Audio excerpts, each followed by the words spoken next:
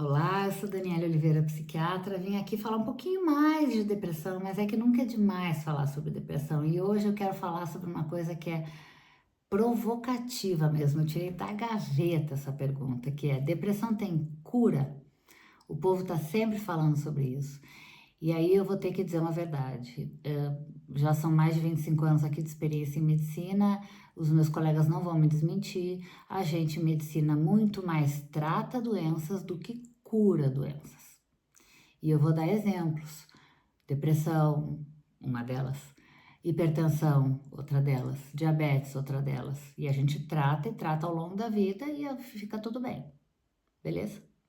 O que a gente pode curar? Infecções, alguns tumores são curáveis já, felizmente, malignos inclusive, algumas questões cirúrgicas agudas, né, de abdômen, enfim e tal, podem ficar curadas. O resto é tratamento. E muitos tratamentos são muito bem vistos. Eu vejo muito esse exemplo assim do tratamento da hipertensão, né? As pessoas se sabem hipertensas e tomam o seu antihipertensivo lá todos os dias, porque sabem que se tomarem o medicamento vão manter os níveis de pressão regulados e isso previne complicações cerebrovasculares. E elas se preocupam com isso e tomam o medicamento e não estão preocupadas se elas vão ficar curadas ou não da hipertensão. Elas não querem, são as complicações que a hipertensão não tratada, que não é medicada, acaba por promover naquela pessoa. Então vamos pensar sobre isso para a depressão. A gente dificilmente vai curar uma depressão se ela já se cronificou, mas num primeiro episódio depressivo, eventualmente isso pode acontecer. Essa pessoa pode não ter outros episódios depressivos. E aí é que está a diferença. O que aumenta mais a chance, o que diminui mais a chance dessa pessoa apresentar uma recorrência, o que vai fazer essa doença se tornar mais crônica, menos crônica, e eu vou explicar algumas coisas para vocês entenderem aqui. A primeira delas é super importante porque é ela que determina bem o prognóstico. Quanto antes a gente identificar os sintomas de depressão no paciente e tratar, maior a chance que nós temos de tornar aquela doença não crônica, ou seja, diminuir a chance de recorrência do paciente, diminuir a chance do paciente vir a desenvolver novos episódios no futuro.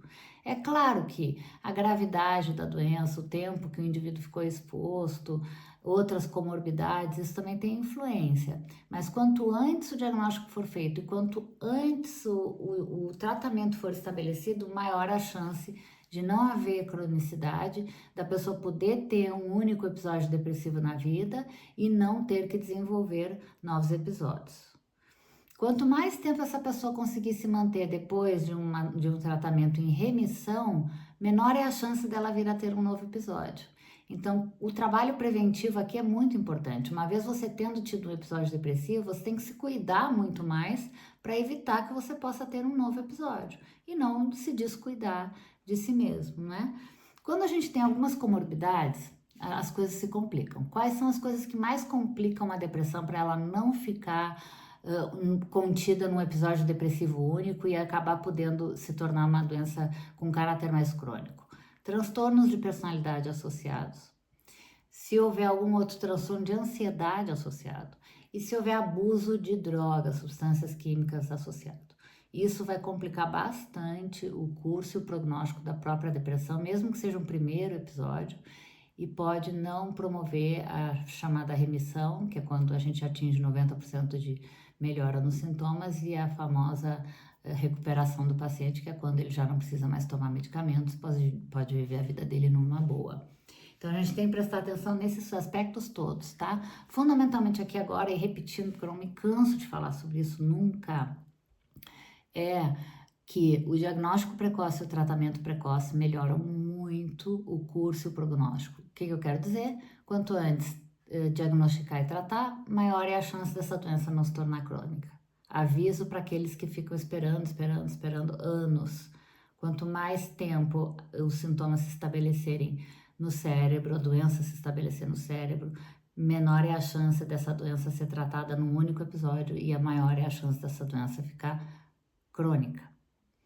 Se o indivíduo conseguir se permanecer assintomático, depois do tratamento ele vai ter uma grande chance de ficar bom e não ter novos episódios, mas ele vai ter que se cuidar bastante, manter bons hábitos de vida e evitar outras doenças que também podem atrapalhar. Eu falei de doenças crônicas em medicina que são tratáveis e não são curáveis, como depressão e diabetes. Depressão e diabetes, não me enganei aqui. Diabetes e hipertensão. E diabetes, hipertensão, doenças cerebrovasculares. Deixa eu ver outras coisas que eu anotei aqui. Acabam complicando a depressão. Então, havendo essas comorbidades, uma pessoa com depressão e diabetes, depressão e hipertensão, depressão, diabetes e hipertensão, isso aumenta a chance dessa doença se cronificar junto com as outras e não de haver um episódio isolado, infelizmente, né? A hereditariedade é uma outra questão aqui, a genética tem uma influência importante. Pessoas com familiares de primeiro grau que têm diagnóstico de depressão já estabelecido, têm uma chance aumentada de 2 a 4 vezes de virem a ter também depressão na vida. Então, a gente não pode esquecer esses aspectos também ligados à hereditariedade. Mas é importante compreender que há outros fatores de risco que podem não só contribuir para o desenvolvimento de um episódio depressivo, mas para servirem também como fatores de risco para que essa doença se torne uma doença mais crônica. E alguns deles tem um tipo de personalidade, um jeito de ser, que é muito de temperamento bem biológico, que às vezes é chamado de neuroticismo, mas eu não gosto muito dessa palavra. Eu prefiro a palavra afetividade negativa, que são aquelas pessoas que experimentam a vida, os eventos de vida, as situações que elas sentem e vivenciam ao longo dos tempos de forma mais negativa do que positiva. São pessoas mais reativas, de certa forma, a aceitarem as coisas que a vida traz de uma maneira não negativa. Pessoas com essas características têm um risco aumentado para desenvolver depressão e eu acho que isso é um pouco até senso comum, né? Mas pessoas que tiveram experiências traumáticas na infância, de alguma natureza ou de várias naturezas diferentes, também têm um risco aumentado. Pessoas que fazem uso de substâncias psicoativas, drogas, etc., a gente sabe que também tem um risco muito aumentado. Eventos estressantes na vida, obviamente, claro que aumentam o risco para depressão. E uma última questão que é importante da gente compreender também. Muitas das depressões que acabam se cronificando podem estar sendo mal percebidas muitas vezes, porque muitas vezes a doença bipolar, o transtorno do humor bipolar, se apresenta inicialmente sob a forma de uma depressão. E a gente ali pode não conseguir perceber que nós estamos de frente para um paciente com transtorno bipolar, estamos olhando para ele como se ele fosse um doente com depressão exclusivamente. E com o tempo a gente acaba entendendo melhor que se trata de uma doença bipolar e isso também acaba mudando o curso e o prognóstico da doença, porque a doença bipolar tem um curso e prognóstico um pouco mais graves do que um episódio depressivo único.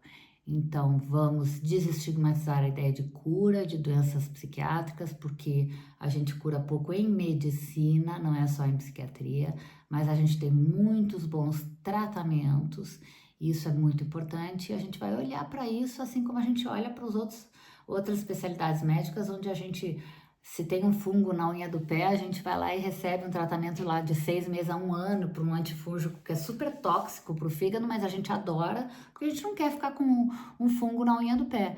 Mas a gente depois fica cheio de dedos para pensar em tomar um antidepressivo uns meses, 6 meses a 1 ano, por exemplo, por causa de um episódio depressivo, porque aí, meu Deus, socorro, eu vou no psiquiatra, que é médico de louco, aquela coisa toda, o que é que vão dizer? E no meu trabalho, e na minha escola, e meus amigos, e lá. Então tem muito de estigma aí que acaba atrapalhando e impedindo que a gente consiga acessar mais pessoas, tratar mais pessoas e diminuir um pouco o impacto global dessa epidemia de depressão no Brasil e no mundo, tá bom? Até a próxima!